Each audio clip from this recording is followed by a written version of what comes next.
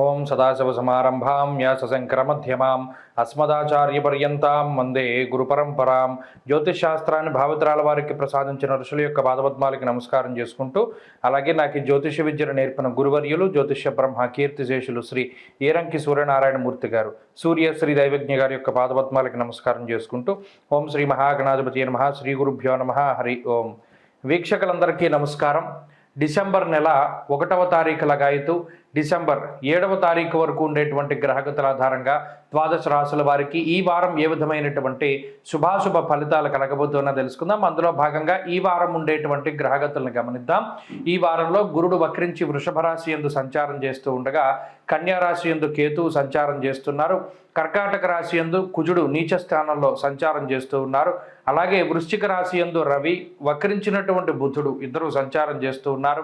అలాగే మకరమందు శుక్రుడు, కుంభమందు శనేశ్వరుడు, మీనమందు రాహువు సంచరిస్తూ ఉండగా, చంద్రుని యొక్క సంచారము వృశ్చికము, ధనుస్సు, మకర రాశుల్లో ఈ వారం ఉండబోతూ ఉన్నది. ఇటువంటి పరిస్థితుల్లో ద్వాదశ రాశుల వారికి ఏ విధమైనటువంటి ఫలితాలు కలగబోతున్నా తెలుసుకుందాం. అందులో భాగంగా మొదటిది మేషరాశి. సింహరాశి వారికి ఈ వారం మిశ్రమమైనటువంటి గ్రహస్థితి గోచరిస్తూ ఉన్నది. గత వారంతో పోల్చుకుంటే శుక్రుని యొక్క అనుకూలత ఈ రాశి వారికి కొంత తగ్గి భృగు షట్కము అనేటువంటి ఒక దోషం ఏర్పడింది. అయితే ఈ స్థితిగతుల వల్ల ఏమవుతుంది అంటే, కొంత వచ్చేటువంటి ధనం కన్నా వెళ్ళిపోయేటువంటి డబ్బు ఎక్కువగా ఉంటుంది. అంటే ఆ ధనం అనేటువంటిది కొంత శుభ కార్యక్రమాలకో దైవ కార్యక్రమాలకో ఖర్చు పెట్టినప్పటికీ కూడా గత వారాలతో పోల్చుకుంటే కొంత ఖర్చు పెరుగుతుంది అనేటువంటి విషయాన్ని కూడా దృష్టిలో పెట్టుకోవాలి.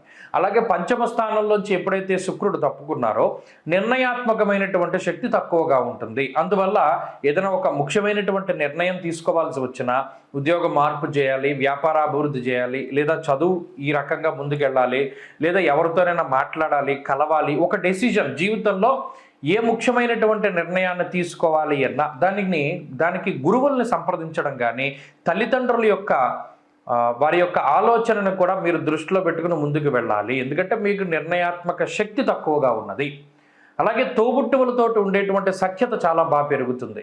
అయినప్పటికీ ఈ సింహరాశి వారు ప్రయాణాలు చేద్దాం అనుకున్నప్పుడు ఎప్పుడూ కూడా ప్రయాణాలు చేయడానికి కుదరదు. ఎందుకంటే ప్రతి ప్రయాణము కూడా వాయిదా పడుతూ ఉండడం కానీ, లేదా క్యాన్సిల్ అవుతూ ఉండడం కానీ జరుగుతుంది. అందువల్ల ఎక్కడికైనా వెళ్ళాలి, టికెట్లు బుక్ చేసుకోకూడదు. ఏదైనా అప్పటికప్పుడు అంతగా అవసరమైతే ప్రయాణానికి వెళ్ళాలి, కానీ ఈ ముందుగా టికెట్లు తీసుకునేటువంటి వారికి ఆ డబ్బు పోతుంది తప్పితే ప్రయాణాలు మాత్రం సాధ్యం కావు. ఈ విషయాన్ని ప్రధానంగా సింహరాశి వారు గుర్తుపెట్టుకోవాలి. ఆర్థిక సంబంధమైనటువంటి వ్యవహారాలు బాగున్నాయి. గతంతో పోల్చుకుంటే ఆదాయ మార్గాలు కొద్దిగా తగ్గినప్పటికీ కూడా మీకుండేటువంటి ఖర్చులకు అది సరిపోతుంది. అయినా అదనంగా కొంత ఖర్చు అయ్యేటువంటి ఆస్కారం ఉంది కాబట్టి మీకుండేటువంటి పరిమితమైనటువంటి వ్యయంతో ముందుకు వెళుతూ ఉండాలి.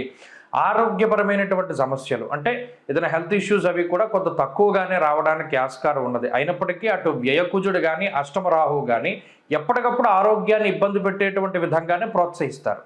అందువల్ల తిండి తినేటప్పుడు అంటే ఏదైనా లోపలికి ఆహారాన్ని తీసుకునేటప్పుడు ఆహారం మంచిదా కాదా, ఫుడ్ పాయిజన్ అవ్వడానికి ఛాన్సెస్ ఉంటాయి, గ్యాస్ట్రిక్ సమస్యలు రావడానికి అవకాశం ఉంటుంది.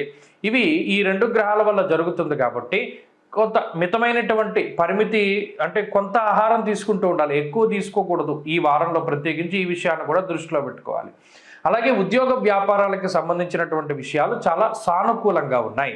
అటు ఉద్యోగంలో కానీ వ్యాపారంలో కానీ మీకు ఏ విధమైనటువంటి ఇబ్బందులు రావు. ఒకవేళ వచ్చినా కూడా వాటి నుండి బయటపడడానికి ఆస్కారం ఉంటుంది. వాటి పరంగా ఇబ్బందులు ఏమీ లేవు.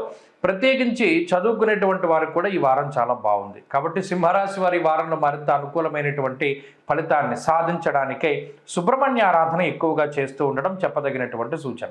ఈ వారంలో కలిసి వచ్చేటువంటి రోజు శుక్రవారంగా చెప్పవచ్చును. అదృష్ట సంఖ్య 1, అదృష్ట వర్ణము తెలుపు. తదుపరి కన్యా రాశి.